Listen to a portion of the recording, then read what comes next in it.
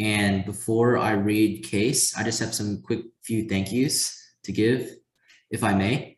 So firstly, of course, thank you to the University of Kentucky for hosting such a great tournament. It's been very enjoyable getting to debate with the different friends that I've made throughout this activity. So this entire weekend was really fun. Second is to my family. They're the ones who are supporting me through this entire activity, both financially and emotionally. They always make me food, for example, in between rounds, and are just a huge support for me.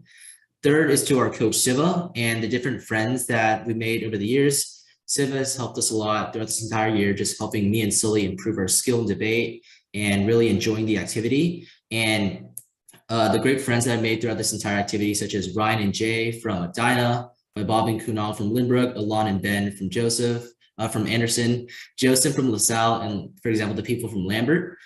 Then to Brentwood Debate for supporting us throughout the entire tournament. And finally, I have two more personal thank yous to give. First is to Nelson Rose, who was my partner last year. He kind of took me under his wing and taught me a lot of things that I needed to know about debate. So I'm forever grateful to him. I wouldn't be here without him. And secondly, obviously to Sully. I could not have asked for a better partner this year. You're so nice and probably the most hardworking person I ever know. And this is our second to last tournament together, but the entire season was so fun. Good luck to Strake, and hopefully we have a great debate. All right, with that said, is everyone ready for the con speech? Everyone is good? Awesome. Broen negates contention 1 is foreign aid. Article 9 has turned Japan into the 4th largest aid donor globally. Furuoka 05 finds that foreign aid is the pillar of Japanese diplomacy. The government uses economic assistance to influence policies in developing countries due to the fact that all military actions are prohibited by Article 9. Unfortunately, revision provides Japan a militaristic alternative. Hang 19 argues that revising Article 9 could undermine decades of international aid flows. Japan may lose incentives to make contributions because they don't need to rely on soft power, but instead shift to hard power. Japanese aid flows are crucial. Addison 15 contends that infrastructure investment can lift millions out of poverty. Japan, with its experience, should continue to make a major contribution. Contention 2 is instability in the islands. Article 9 revision is backed heavily by nationalist ideologies. Sung 19 warns that far-right groups advocating for replacing the pacifist constitution and denying wartime atrocities are growing in influence in Japanese politics. Fortunately, revision of Article 9 isn't in the cards in the status quo. Walton 20 assures that even modern constitutional changes are unlikely, requiring 2/3 majority in both houses. Thus, Rodriguez 21 concludes that the country's greatest bulwark against fascism is its constitutional commitment to pacifism. However, affirming grants hardliners a blank check to militarize. Rodriguez concludes that the push to rebuild Japan's military would embolden the Japanese far right, a swell of nationalist sentiment that is articulated frequently in the demand for remilitarization. Because they provoke national enemies and act aggressively to rally support, Jacobson 12 quantifies that while only 16% of non-nationalist governments initiated conflicts, 48% of nationalist governments did. In the case of Japanese revision, Nahori 13 warns that in a vicious cycle, rising nationalism would embolden Japan and put adversaries on high alert, heightening tensions, potentially triggering a regional, if not global conflict. More specifically, there are two areas where affirming causes instability. First is U.S. alliances. U.S. alliances stand strong. Me 22 explains that overbearing Chinese policies in the Pacific have strengthened U.S. alliances, and Russia's threats to Ukraine are reminding Europeans why Washington is a good ally. Unfortunately, Asian allies perceive constitutional revision as U.S.-led, causing intense backlash. Kaufman 08 explains that Japan's revision of Article 9, viewed against the backdrop of nationalism, would have consequences for U.S. relations with Japan's neighbors. If it appears that Japan rearmed because of U.S. support, the U.S. would find itself ostracized by vital allies like Korea and Thailand. Indeed, Wadsworth writes that this would force allies like South Korea to seek out a replacement regional protector in China, degrading U.S. influence even more. Reduced confidence in Asia spills over. Ola 21 explains that the Asia-Pacific plays an important role in international affairs, home of half the world, being an economic and military hub of the globe. The world order will be shaped by the politics of the Asia-Pacific, and the U.S. has to play its role in it. Maintaining the U.S. security guarantee is key. Brand 17 explains that U.S. alliances deter aggressors by raising the possibility an attack will mean a fight with the world's most formidable military, adding that security guarantees allow allies to underbuild their militaries and avert the arms races and avert the security guarantees in earlier eras. Thus, Barnett Allen finds that globally, the U.S. military resulted in a 99% drop in deaths due to war. Second is the East Asia model. Recent decades of East Asian prosperity were facilitated by Article 9. Tonneson 17 writes that Article 9 is deeply embedded in East Asian peace, but its key role has never been recognized. With Japan maintaining a defensive stance, other countries join in, creating a model of national peaceful development.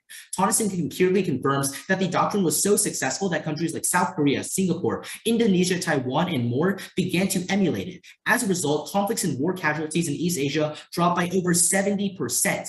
Unfortunately, Petrosky 05 warns that distrust and decades of brinkmanship has left war only an instant away. Revised Article 9 could spark a regional arms race as Asian countries rush to protect themselves and push tense relationships past the breaking point. Chakrabarty 10 predicts that as the center of the world, disputes in East Asia could snowball into major conflicts, and Bennett empirically contextualizes that 24,000 people die every month of armed conflict, risking millions of lives. Thus, please negate. If everyone's ready, I'll give case. If I can do some thank yous first. Though first, I want to thank the University of Kentucky again for just like a fantastic tournament, well run. Judging was amazing. Responsiveness was amazing. It was just a really good tournament. In terms of people, first and foremost, I want to thank David Kennedy, my best friend. He's been my friend for 4 years throughout debate. He is quite literally the reason I got this opportunity to debate at this tournament and that I'm here for debate. So thank you so much. I also want to thank my school, Strake Jesuit, for allowing me to compete and also just giving us the ability to compete. I want to obviously thank Ishan. We got here together and he's just been amazing for partnering with me and debating with me. It's been just the absolute most fun I've ever had. My coaches, Mr. Christ, Mr. Scheller, Mr. Turrentine, Mr. Azine, have just been absolutely amazing throughout my career. The rest of my team, and then of course my parents for allowing me to stay out super late, spend all my money on food, all sorts of stuff, and just allowing me to compete. It's just been absolutely amazing. But without further ado, I'll start reading the case or affirmative. Okay.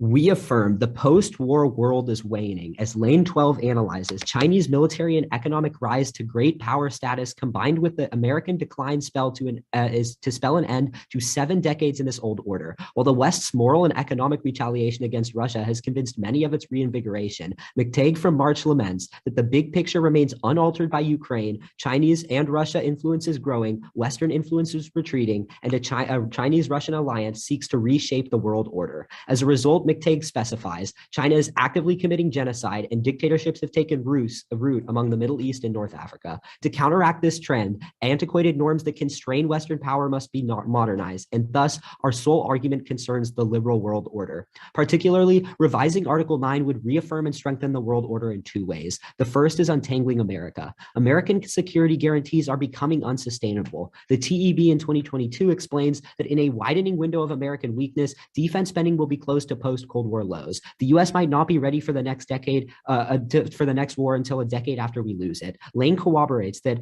with the financial constraint, while financial constraints limit American military spending, a wealthier Chinese defense budget will surpass Washington's by 2025. With commitments spanning the globe, Lane concludes that an overextended U.S. will inevitably need to retrench. Such retrenchment is evidenced in the fall of Afghanistan and in East Asia specifically. Crabtree 21 reports, a sense of disappointment is taking hold amid a lack of U.S. focus. Washington's efforts look insubstantial compared to China's more energetic regional courtship. Fortunately, affirming and enabling East Asia's foremost democracy to contribute to its own security will relieve the strain. Panton 10 explains, the threat of America's inability to maintain hegemonic balance in Asia due to economic constraint encourages constitutional reform in Tokyo. Many elites argue that Japan needs to be able to defend itself independently to reassure the larger region of America's commitment. Beach 16 contextualizes, there are more American soldiers based in Japan than any other foreign country. Thus, even a moderate refocusing would do wonders, as Columbia University in 2022 predicts that the greater Japanese military capability would allow the U.S. to maintain the security of the Southeast Asia and the Persian Gulf, areas of great importance to Japan. Revitalizing the Americas alliance in Asia carries broader implications. Law 21 forecasts, home to half the globe, the politics of Asia Pacific will shape the world order and the U.S. must play a role. Altogether, Barnett 11 analyzes that America's alliance system and security guarantees resulted in a 99% drop in deaths due to war. Secondly, affirming counters China.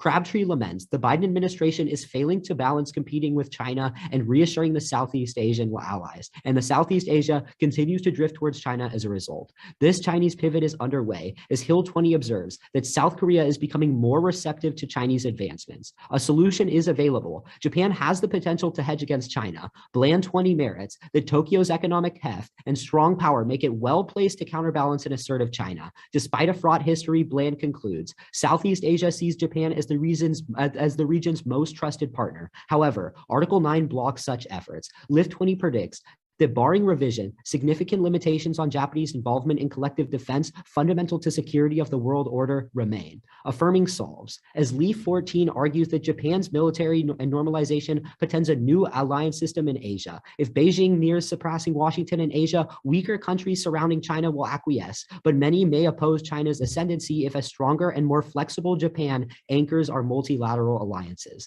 Countering China is crucial. Tellus 14 indicates that a rising China will increasingly challenge the U.S. with provocation, escalating minor disputes into full-scale war. Even without conflict, China seeks to create a global world order where democracy and rule of law do not prevail. Fortunately, Brands 20 concludes that China cannot be a true global power surrounded by strong U.S. allies, thus affirm.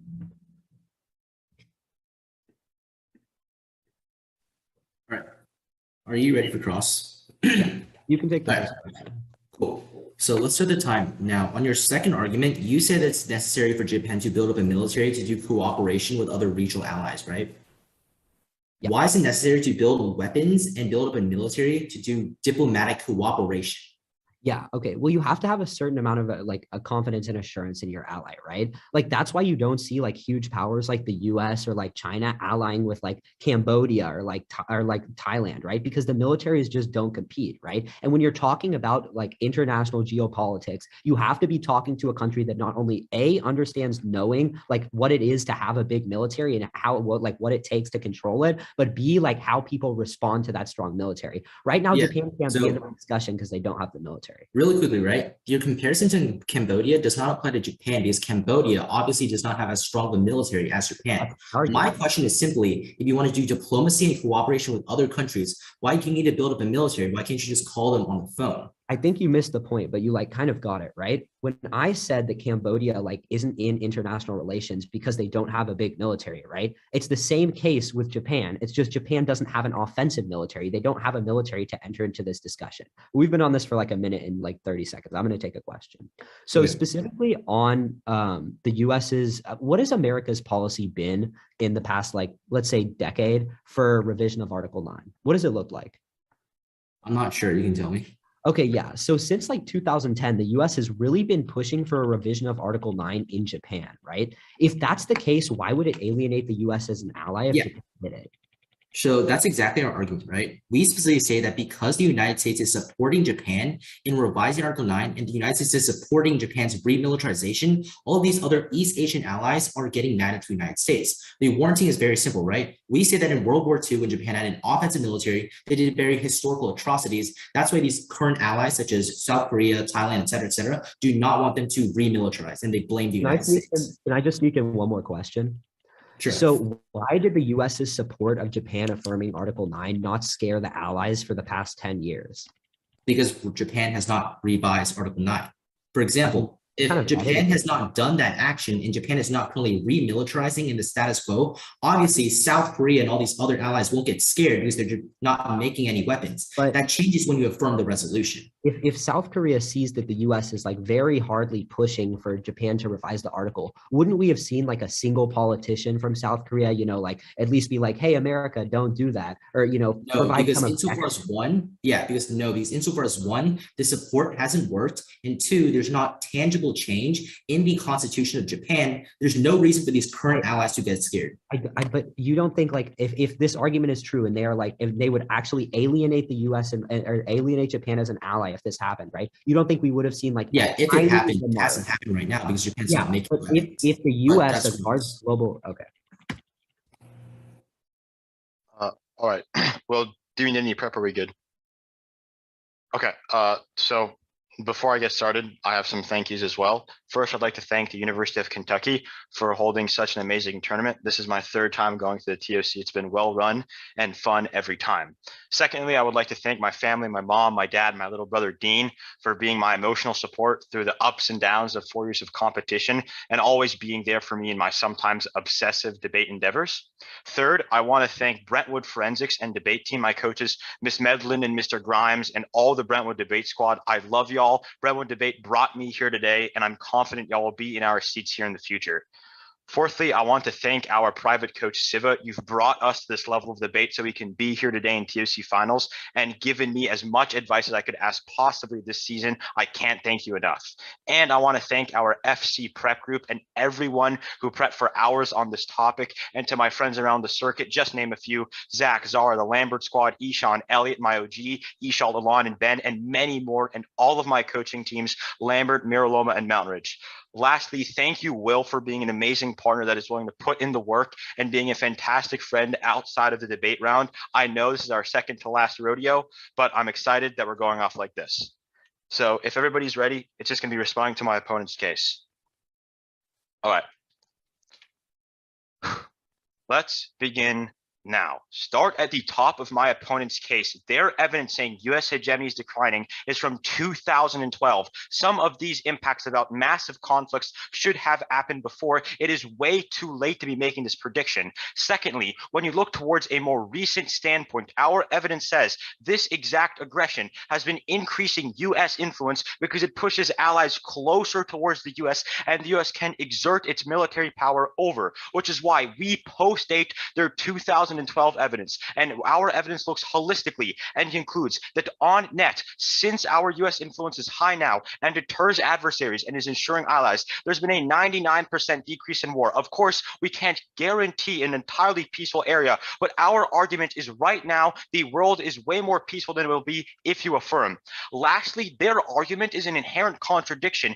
If these countries are expanding to places all over the world, like the Middle East, there is no reason as to why Japan changing this one article in this constitution is the glass slipper to solve all of this. It is very, very ludicrous. With that said, let's go to their first argument about an unsustainable US security guarantee. Their argument is a logical fallacy. If it is true that any country we go into, like Japan, that we put our resources in, exerts a decrease on our budget and hurts our US security guarantee, that problem is just multiplied when you affirm. If we exert resources to other countries in East Asia, that means it's just going to hurt our budget more or the same, meaning my opponents have no unique offense coming off this argument. Secondly, as we all know, the US has a budget deficit, which is why we can infinitely spend into it. As Hensman 05 explains, the dollar's reserve currency has been a credit card. When the bills come due, the US borrows and prints money to pay them with little restraint on maintaining its military dominance. Empirics prove, as Bolton 22 explains, that Biden's budget increased military spending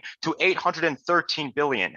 But we would argue this is a reason to affirm because revision causes America to double down with this support. As Klinger 20 explains, Japan remains restricted to operations that are strictly defensive. Easing constraints will let the US push Tokyo past its comfort zone. As War 22 contextualizes, Japan is open hosting American missiles, meaning you just remove defensive troops and put in missiles.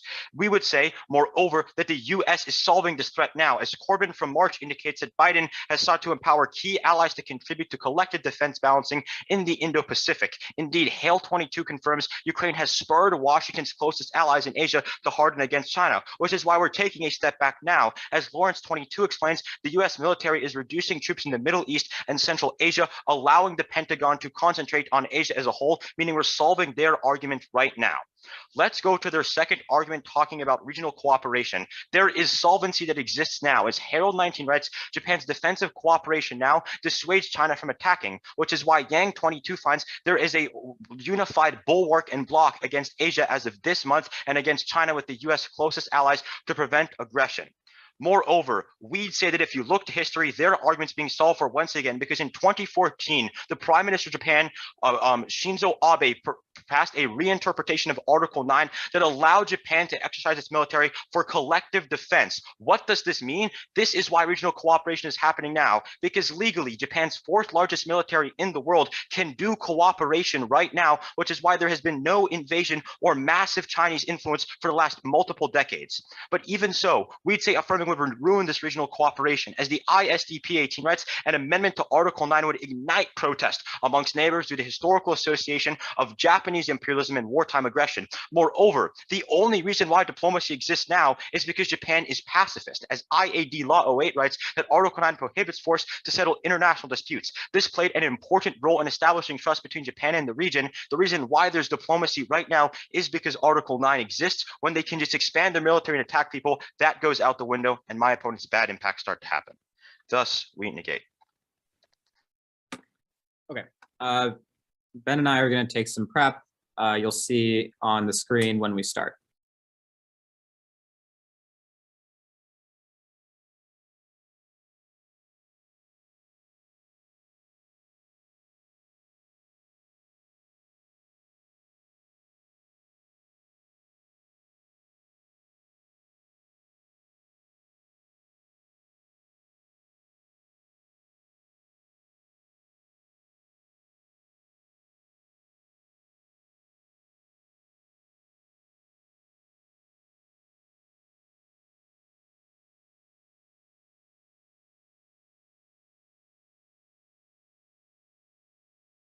Okay, that was 35.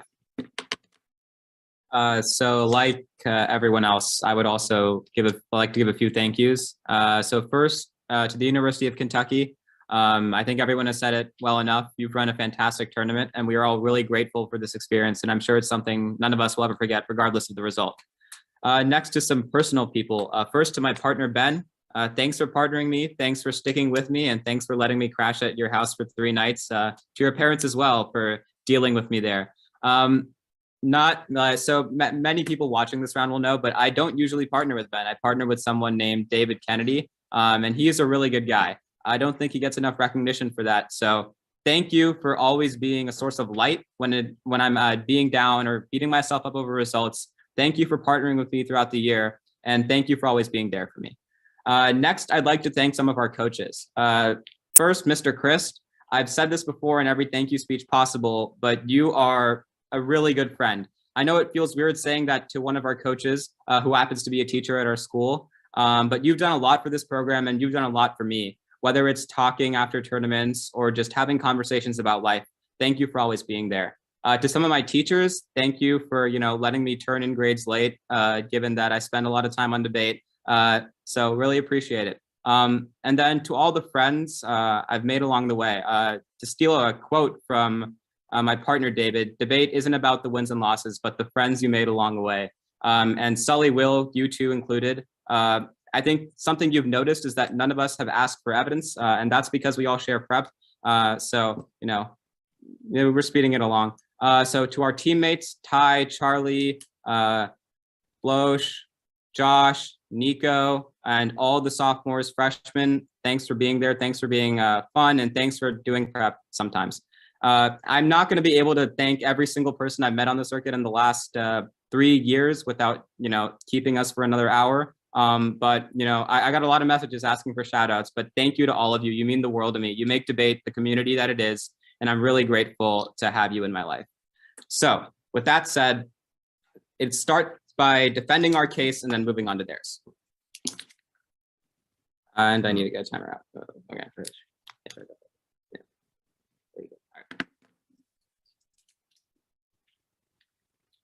Is anybody not ready for me to begin? Okay. Their first argument is that our uniqueness evidence is old. That's only one piece of evidence. We also read evidence from March indicating that the US post-World Order is waning, and that right now, as witnessed by Ukraine, Russia was able to take over it, and as a result, allies are not trusting in the US. Now, they say they have great evidence indicating that the US is strong right now, but notice how they didn't cite any. And also, the 99% decrease in deaths evidence, which we both cite, is from 2011. The recency points towards our sides. Despite Biden's cheap talk, nothing is getting done. Allies are decreasing, and America's credibility is ebbing away. The only way to solve that is by allowing Japan to revise Article 9. They then say that our argument is like there's no glass slipper. Well, I'd argue this runs both ways. Now, my opponent's argument also relies on the fact that Article 9 creates a huge shift in the global system. We are debating about what's most likely, and I'll explain why our argument is more specific, most likely. On our first argument about untying Uncle Sam, they say it hurts our budgets elsewhere. No, because on net, more money is spent by Western allies. There are more Western troops in the region, Japanese and American, which assures American power. They say America can spend indefinitely. That's not true. Democrats in Congress check high military spending. That's why our evidence finds that China can outspend us because they are authoritarian. Now, they say that our argument is a logical contradiction because we are spending money in other countries. The entire argument is about reallocating resources and spending it where we need to. If we're able to free up resources from Japan, then we're able to spend it in the places that need it most. They then say that we would actually cooperate more with the US and double down. Even if this is true, this happens in the long term, not the short term. And even if there is a minor increase in spending, allies don't see US commitments as credible, which is why Japan having its own military and letting go of America's hand is uniquely key. Now, they say things like Ukraine have bolstered credibility. I'd argue the opposite, considering the US has done basically nothing besides publish the Ukraine conflict on CNN. Now, they say that we've decreased resources in the Middle East, but realize even if we have, that's not sufficient enough given that allies aren't perceiving it as credible. On our second argument about countering China, they first say they're dissuading conflict right now. That's not in the long term. China perceives the US as weak, and China does what China thinks, so Chinese perception will always be the most important. They say to look at history in 2014. The problem is our argument is more specific to constitutional amendment and Japan being able to partner with other regional allies. They say it'll ignite protests in other countries, but realize Sugawa indicates that Japan specifically will apologize for its World War errors and will as a result make amends. Even then realize the only way to open the door to diplomacy is also having some sort of military, because right now, although there is some cooperation, it is small scale and limited. Our evidence in LEAP is very specific in indicating that a greater Japanese military is the only way to truly utilize the entire aspects of the alliance and truly deter conflict. With that said, let's move on to my opponent's case. They first discussed foreign aid. First of all, make them contextualize how much foreign aid does necessarily reduce poverty. Their evidence just says infrastructure investment can lift millions out of poverty, but not specify what Japan has done. Two, Japan likely will continue giving foreign aid alongside military power. Literally every other power in the world uses soft power and hard power. Let's go to my opponent's second contention. They first discussed this issue of nationalism. We realize that voters check nationalism. As Naido 21 writes, the public has provided a check on the nationalists. Japanese voters aren't as ideological as the LDP. Then they discuss U.S. credibility. Remember that it is low right now, and Bindman 21 backs us up in Ukraine specifically, where the U.S. refused to sufficiently provide credible military presence. But then we'd argue that if anything, affirming bolsters credibility through increased presence in the long term. As Reinhard 16 writes, Japan's military assets complement U.S. forces. Missions like anti-submarine operations demonstrate the interoperability of the two in the long term. Additionally, realize that countries like South Korea and their new president are opening the door to Article 9 revision and are accepting it, so there's no way it would undermine the entirety of U.S. credibility. Let's go to my opponent's argument about modeling. Malal indicates that the reason there was this sort of model created was because of necessity and a danger to avoid war. Even if Article 9 created the peace, revoking Article 9 will not eliminate it. There are still overwhelming incentives to engage in practical discussions and be a model for other countries. Plus, Japan has to be aggressive. If we win that Japan uses diplomacy and isn't aggressive in the affirmative world, the model still exists and peace is preserved. Thank you, and please vote out.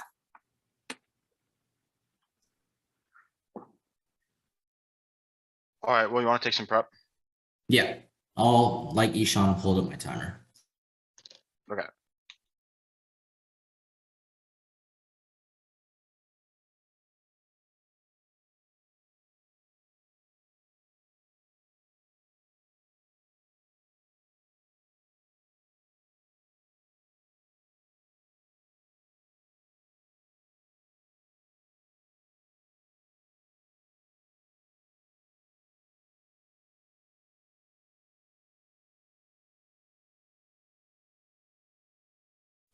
That was 20 seconds.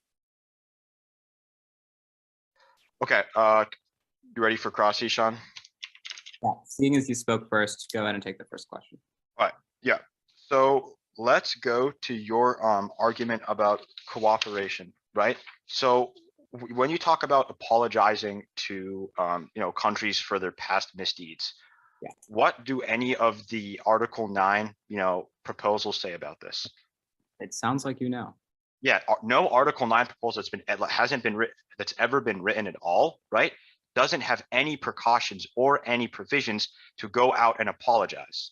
Now, to that, I say yes, I agree with you. No Article 9 draft like revisions have that. But the problem is that would be a weird thing to include in like a constitutional revision. We'll make the argument that the only way Japan will be able to militarize, and this is in their best interest, is to ensure that their other allies are on board, and as a result, will apologize for past actions. Can I get quick? Can I just give a quick follow-up? If it's quick, yeah, go for it. Yeah. Who currently? Actually, you know what? You can have a question. We can get back to this later. Okay. Let's talk about instability, specifically modeling. So when Japan removes Article 9, how long will it take for then there to be arms races and a military buildup? Our evidence says it's going to be gradual, right? After Article 9 is revised, countries see that the balance of peace is breaking, Japan is militarizing, and they fear that conflict is happening in the future, whether if that's Japan being attacked by somebody or Japan attacking somebody else. Like you say in your rebuttal, perceptions matter, which is why our evidence says that these countries would gradually start militarizing, and that would inevitably result in a conflict. Yeah, so to sum it up, gradually, right? Yeah, it doesn't of course doesn't happen exactly immediately. So during the time where countries could be doing regional cooperation, they're independently militarizing and turning inwards. Right. So going back to the argument about like apologizing for misdeeds, who currently has a majority in the Japanese Diet right now? I don't think anyone has a direct. The LDP has a 63% majority in the Diet, including the Prime Minister's LDP. What has the LDP's party position specifically in the context of responding here for historical atrocities? Ellie, are you going to keep asking questions where you only know the answer to them? I mean, like, I'm asking you because this is like getting to something. You can answer the question too. If you have a piece of information you'd like to tell me, then what is it? I mean, yeah. So the LDP current party has never ever apologized for this and has explicitly explained that they're not going to apologize for these because it's a nationalist party. So why in your world does the belief of this huge party automatically change and they all start to become this really good actor? All right, so first, the LDP has never said we're not going to apologize. Second of all, we'd argue that the AF hasn't happened yet, so we haven't affirmed the resolution. If we were to, then incentives change and apologies do occur. Now, I understand your like inclination to believe that the LDP wouldn't do this. Remember, the LDP are people, and they also are rational people. So do what's best for Japan, and to also retain popular support and to retain the majority in the country, it's most likely that they apologize. Yeah, that's why your Sagawa evidence says this may be true for new realists inside of the government. Your evidence says new realists are the ones going to be apologizing if they're the majority of the government. But our argument is the nationalists who have a majority won't be doing that at all. But right. Yeah.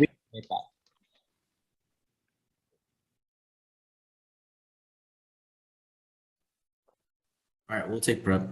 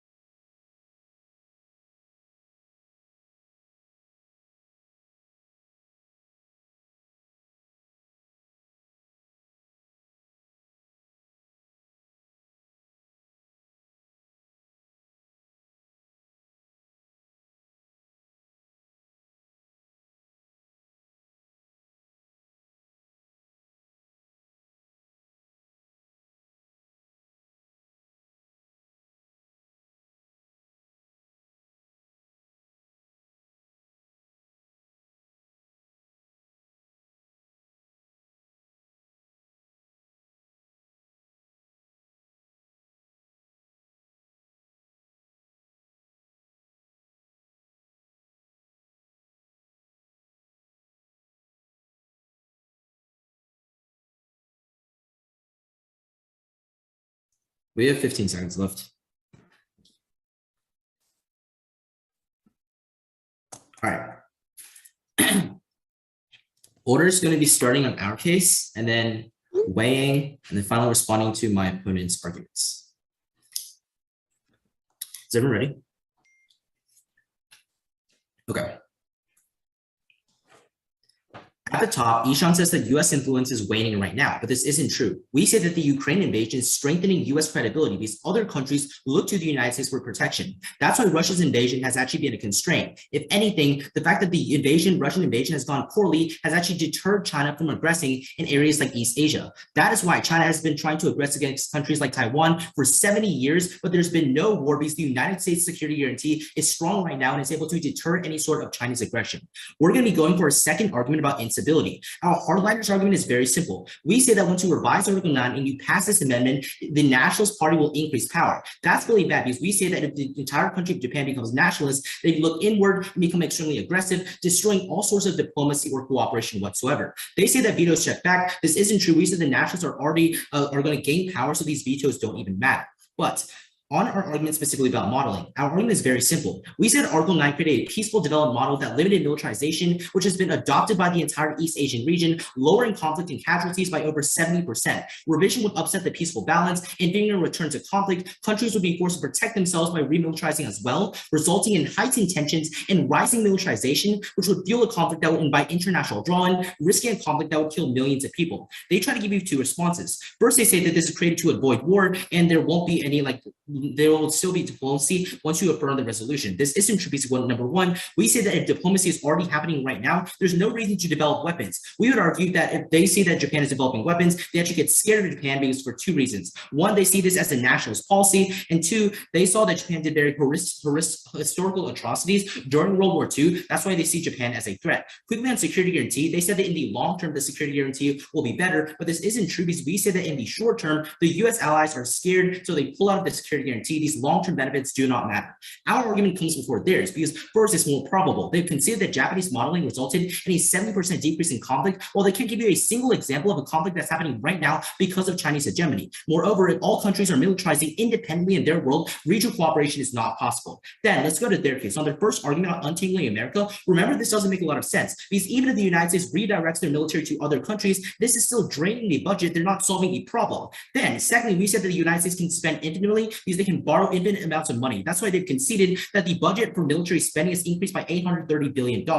Then go to their second argument about alliances. What's key here is they've conceded that Biden is already cooperating with key allies and Japan is already doing defensive cooperation right now. That's why the United States is already withdrawing troops from Japan because we're already deterring China. This is really crucial because they mishandled the argument about 2014. 2014, Japan has already reinterpreted Article 9, allowing for collective defense. So all of this diplomacy that they're talking about is already happening right now, and it's already deterring China. Insofar as that is true, we would say that insofar as diplomacy happens right now, there's no reason to scare our allies and develop our own military or our own weapons. It doesn't make a lot of sense. It's a very easy neg ballot. Thank you. Ben and I have used 35 seconds, I think. So we're going to take some more, and you'll see on the screen when we start.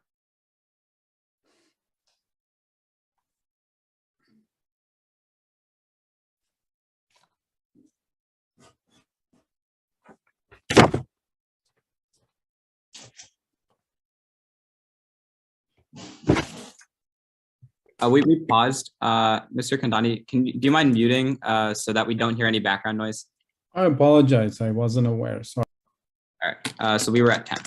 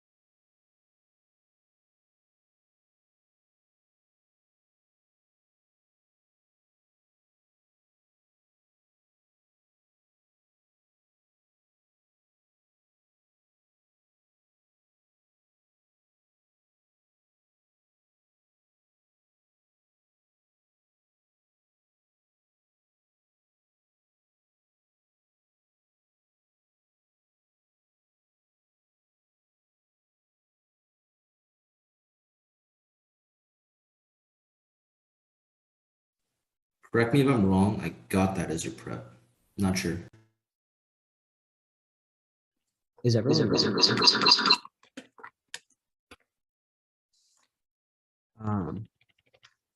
The order is just going to be, it's going to be the affirmative. I'll do some weighing, and then I'll move to the negative. Can you highlight which link you want me to read? Okay. Go to our case. While Ukraine might appear to project a collective Western pact, the McTague evidence from just weeks ago analyzes the broader trend. Countries like Russia and China are fighting back against the stagnant liberal world order that can no longer maintain its current trajectory. The loss of US leadership would be detrimental, as our Barnett evidence concludes that the American hegemony has led to a 99% decrease in deaths worldwide, saving billions of lives. Fortunately, revising Article 9 to obtain military spending capabilities is the only way to strike back against growing revisionist powers. Specifically on our argument about untangling Uncle Sam, we tell you a prime Japan could allow America to redistribute its forces from one of our largest commitments. Thus, a study from Columbia University this year found that affirming would allow the US to maintain stability in the region. They give you a couple responses. First, they make two responses on Uncle Sam. They tell you the budget is still stretched, but they completely misunderstand the argument. Even if the budget is stretched, they can see the Columbia University evidence, which indicates that we would be able to defend more allies by letting Japan defend themselves, ensuring American power. Second, they say that the US can spend infinitely. Firstly, let's just think about this. That's not a good idea. But secondly, they concede that Democrats in Congress block spending, which means they can't spend indefinitely, while China can because they are authoritarianism. That is why we need more countries like Japan to militarize so we can hedge against Chinese power. Then they give you one response on the Ukraine invasion. They tell you right now credibility is increasing. Even though it seems that maybe we're shoring up against China, China perceives us as weak. That's the response and the analysis they concede. If China thinks, China does, and China thinks us as weak. Then they give this example about Taiwan. It's not about Taiwan specifically. It's about the global world order that we must protect. On our way, understand this argument is much more important because we aren't just focusing on one region like our opponents. We are saying American hegemony, what has quite literally held the world together for the last decade twice over, is starting to collapse. It's on the decline. If we were to let that go, not only would you have one war maybe in Taiwan or maybe by Japan, but you would have it everywhere because US credibility would essentially, it would go down. But then on their case, they give you one response and they tell you right now that allies are going to get scared. Understand, it doesn't matter if allies get scared in the short term. That's not long-term thinking. After Saigon, everyone thought US credibility was going to be destroyed, but then we built a military base in South Korea and we fixed it. Also, Japanese militarization complements the US present. Reinhardt 16 writes that Japan's military assets complement US forces and missions like anti-submarines operations essentially represent that. On modeling, though, remember, this is not reverse causal. You can't just say because they put one thing down in World War II that peace is going to just get destroyed because 70% of it went down. You can't just make that assumption. But more than that, countries don't just operate on perception. And again, we tell you there's not going to be aggression in the region. They can see that. We tell you Japan's not going to be aggressive. At the end of the day, you know that our argument is more important because it spans the entire world. For all these reasons, please affirm.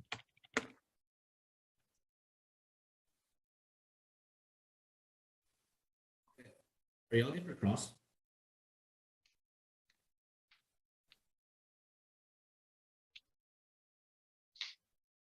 Yeah, are y'all ready? Yeah. Y'all good for cross? Okay. So do you want a question or should I take it? Yeah, sure. So on your argument talking about untying Uncle Sam, insofar as the US is already pulling out troops from the region, or from Japan specifically, doesn't that mean that our budget is being lifted right now? No, because it's not enough. So even in light of that, spending is still projected to hit post-Cold War lows. And I know you're going to make the argument about like the Bolton stuff, right? But that's still not enough. And it's also the ability to let go of someone like Japan in order for us to support other allies. When US allies look at America, they look at America's ability to support allies along with their partners in themselves. So if we're able to let Japan go, develop their own military, and then spend on other countries when they need it most, that is what signals credibility. But that's happening now. Like, sure, you're painting this picture that says the US is the only actor in the region, but that is the exact opposite of what we're saying.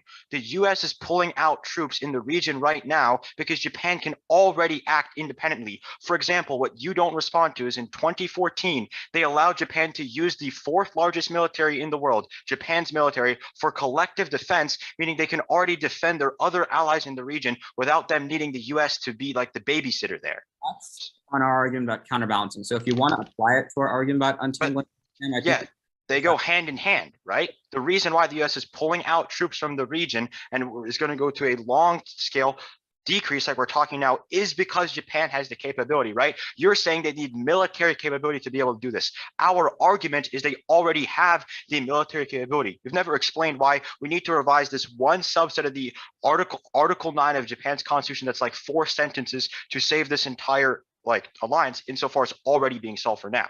Would you like us to respond to that, or like? Yeah, sure. You can go. You can have a question. It's up to you. Okay. So in that case, let's talk a little bit more about your argument about specifically modeling. So you said that there's been a 70% decrease in conflict, and thus you are more probable. So is the resolution asking whether Article 9 has been good or whether it should be revised? The resolution's asking if it should be revised, which is why Ben doesn't respond to the 2 reasons why we do have reverse causality. Keep in mind, judges, as Ben explains in his summary, that countries like China, what they perceive is what they do. We tell you that countries perceive 2 bad things when you affirm. 1, that Japan will become increasingly offensive due to historical atrocities when it militarized. And 2, they perceive that Japanese militarization is a nationalist policy. So by fearing future conflict in the region, they militarize when you affirm. I think we interacted a little bit on our case, but would you like a question before? No, I think that's time on my. Oh, okay. I'm 10 things left. Okay. All right. I think we have. I think I said we had 15 seconds left, so we'll run the remainder of that in a bit. Once Sully unmutes on our call. All right, we're gonna start.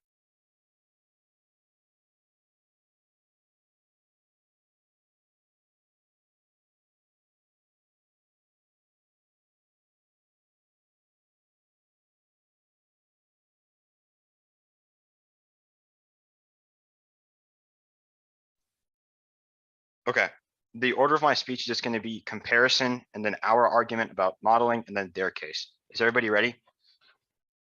Let's begin now. The notion that the US security guarantee is decreasing now is fundamentally wrong. Our evidence says, which you can call for it, judges, from this month saying that the US influence is highest as ever because of Chinese aggression and Russian aggression in Ukraine. Allies are turning towards us, which is why the Russian invasion is a massive failure now. They haven't taken over Ukraine. That is why, as of this month, only a few days ago, our evidence includes there is an entire alliance dedicated to stopping China that China knows, which is why there's been no aggression.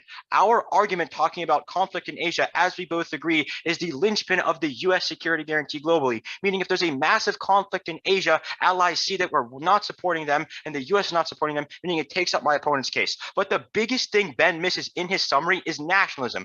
We argue that when you affirm there's a massive increase in nationalism that use increasing military spending to justify a huge increase in expansion and rally its base, which is why every single instance of Japan increasing defense spending has been complemented by an increase in nationalism. What does this mean? If Japan becomes nationalist, that not only threatens neighbors, but means it decreases the US security guarantee because Japan is more aggressive and starting conflicts everywhere, showing we can't protect our allies. Let's tell you how affirming also creates conflict, because Article 9 created a peaceful development model that limited militarization, that lowered conflict by 70%. Revision would upset the peaceful balance and fear a return to conflict. Countries would be forced to protect themselves, to remilitarize, causing a conflict that would risk millions of lives. They say countries won't remilitarize. They dropped the 2 reasons why. First, we tell you that since there were historical atrocities committed by Japan during militarization, they are scared of Japanese rearming. And secondly, our evidence says it would be perceived as nationalist, so they would be rearming.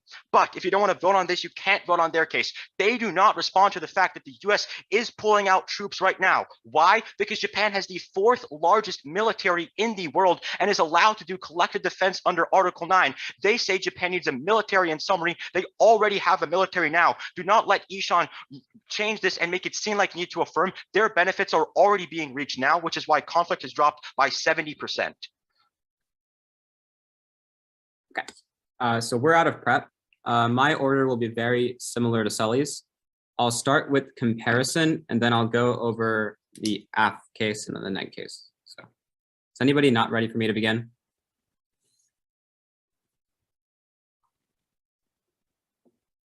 We both make contrasting arguments about the state of the world order and US credibility. The problem with our arguments is twofold. Number one, while Ukraine might appear to be a collective Western pact, the Matag evidence analyzes Russian and Chinese incentives. They see it as backing down. Allies can be building together. Remember what Ben tells you. What China sees, China does. And what China perceives is that US credibility is decreasing. That is the differentiation. The only way to restore credibility is by supporting our allies. And what's important is the credibility of our US security guarantees to our enemies. That is the distinction.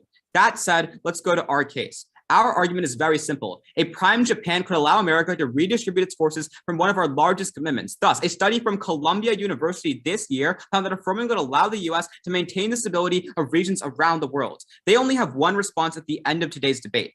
They just tell you that we're freeing up resources elsewhere. It's not just about the resources. It's about the signal we send to American allies. Letting go of Japan's hand and also being able to commit to other places proves that the US will not be overstretched. And remember, it's all about the perception of our enemies. Even if our allies feel reassured, the ability to deter them rests on the US ability to spend elsewhere. By freeing up the resources we spend on Japan, we also can combat China and Russia. Even if they have collective defense right now, they don't have offensive military capabilities. Revising Article 9 does something, and that something is protect world peace.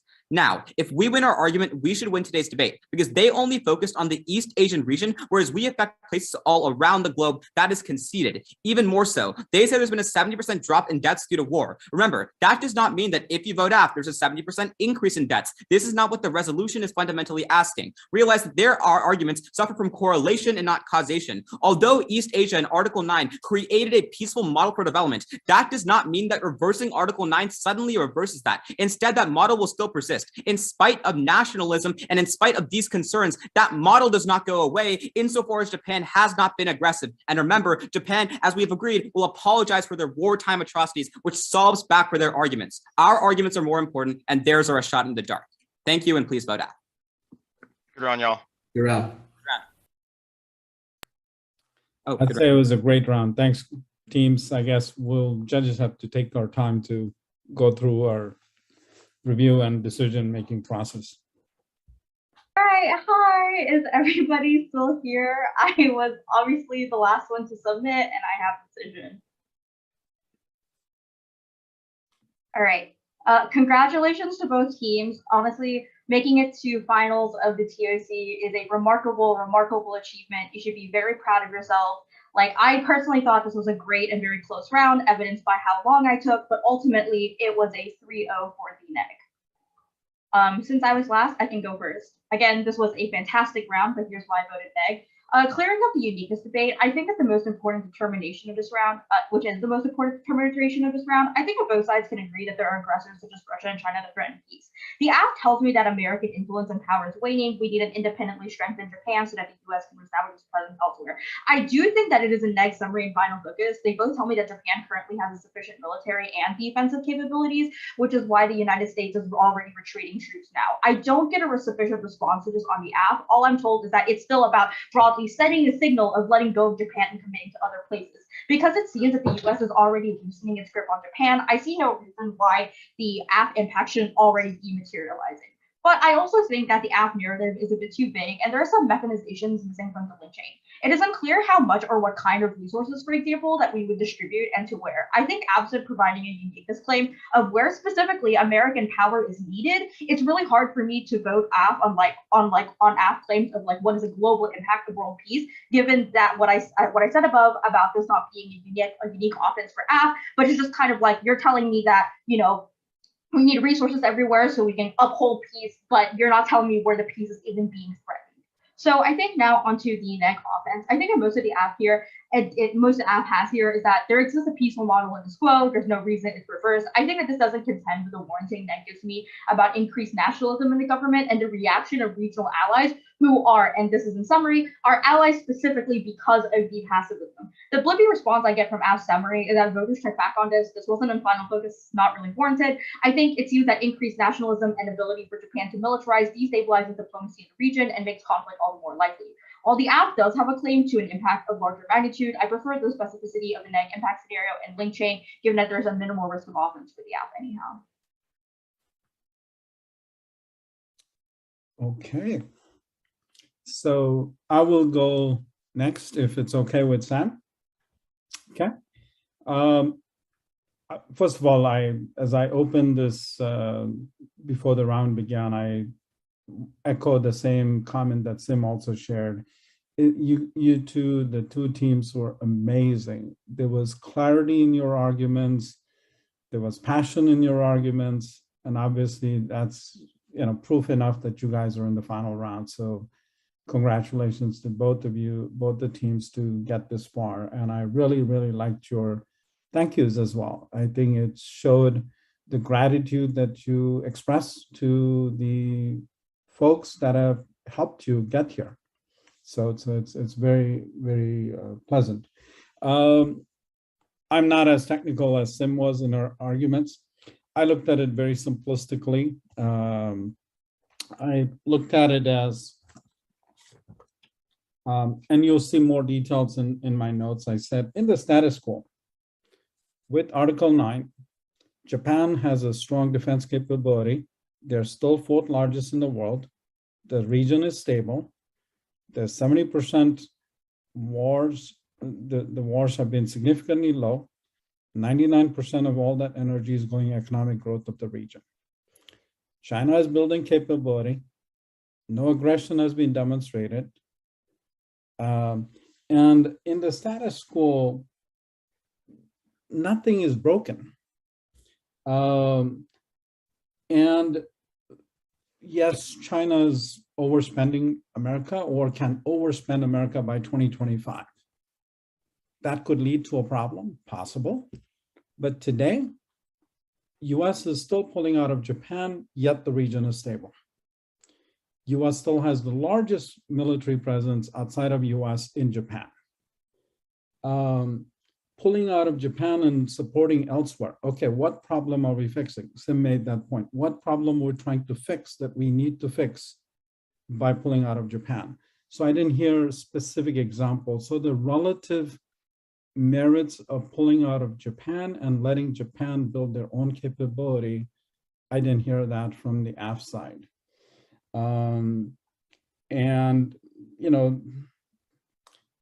Because Japan is not spending on military on an offensive capability and doesn't have the offensive provision, the diplomacy is working. The risk of diplomacy not working is much higher if they have an offensive provision going forward. So again, status quo is working. There are no pressing problems in the world. By pulling out of Japan will benefit. And the history, Japanese imperialism, and giving them the offensive provision just creates more uncertainty, more risk. And so status quo working and more risk if we pull out of Japan. So that's how I would it, Con. But again, arguments were strong, speakers are amazing. I thoroughly enjoyed the debate. Over to you, Sam. Thanks, RK. Congrats to everyone. This is crazy. I competed TOC 2017. I went 3-4. I'm seriously honored to be here judging this. This is an incredible debate. And I think like overall, just how the debate was conducted, the cleanest I've seen in quite some time. Also, we're at the end of the tournament. There were no unnecessary, let me ask for this piece of evidence that I've seen like 15 times over the course of the weekend. So thank you for that, because that makes things a lot faster on our end and just not needing to like go read how you cut it, read the actual article, evaluate based on that. So in terms of like how the debate was conducted, this is the cleanest I've ever seen, and it should be. So congrats to all the competitors for that, just making sure this was smooth for all of us. To me, I think the underlying theme for all of your arguments are geopolitical perceptions. And the thing that I'm just not really hearing a sufficient response from the AF is like, how is it that Russia and China are viewing a slip in US hegemony when the Ukrainian invasion is like widely perceived as a failure? I do think that like that's just not touched on quite well enough for me to try and figure out like, okay, China is perceiving Russia's endeavors as at this point like a blatant failure, and it would make no sense for them to then go and try and do the same thing in Taiwan with likely similar results. And then additionally, I buy the historical precedent argument that Asian allies would not be very welcoming to a like re-offensive militarizing Japan. There's a lot of reason for that, but again, like super close round. I think the path to the AF ballot really is just, like I had mentioned, really uniquely responding to like, why is it that China and Russia still see US hegemony as failing? And I think specifically like just getting into that Ukraine example, like if you can explain to me why, even with the Ukraine scenario going on, China still feels like the United States is weak enough to slip, or even the easy argument, like our hands are tied with the Ukraine scenario. Like I know you are making this argument, but it's just not quite interacting with what the neg is bringing up enough for me to give it that much weight. But